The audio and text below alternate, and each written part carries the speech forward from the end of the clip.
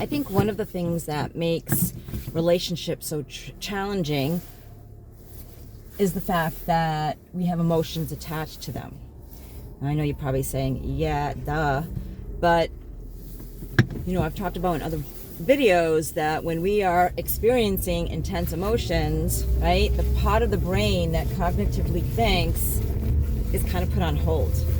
Depending on how intense that emotion is, we don't really make the best decisions. We don't really say the best remarks. And I think when we are expressing or we are communicating with loved ones, sometimes we get caught up in the emotion and forget that we do love that person, and this is probably not the best thing to say, or this is not the best way to word it, or maybe this isn't the best time to say it.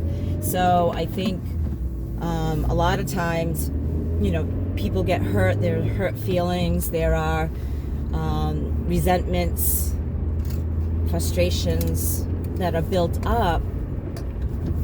I don't want to say unnecessarily, but in a way they are, because had you checked in with yourself, right, and say, okay, where is this coming from? Or, am I experiencing an emotion right now, wherever it is, fear, anxiety,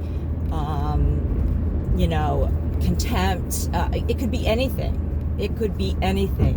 But if we're really passionate or intense, or, whatever feeling we're experiencing, right, the intensity of it, as it goes up, the better the chance that we're not going to say the things or do the things that we need to do. We're not going to make the best decisions. And we may come from the same point of view, but again, because of the intensity of the emotion, it probably didn't come out the way you intended, maybe not at the appropriate time, right? Let me give you an example. So say I come home from work and my boyfriend is so excited to see me. He hasn't seen me all week, and he wants to share his day and ask me about mine, and as soon as I walk through the door, it's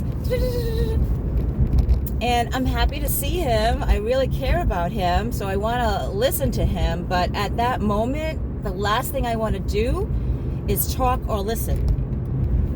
I listen to people all day. I talk a lot in groups and listen to people in individual therapy. So I just want to get my clothes off, put on my happy clothes, like get comfortable, maybe have a hot tea or something.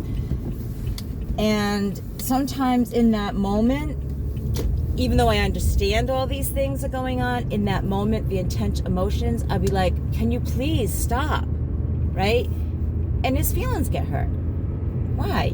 Not because of the words necessarily. It could be the way I said them, the tone of voice, maybe at that time, right? So maybe having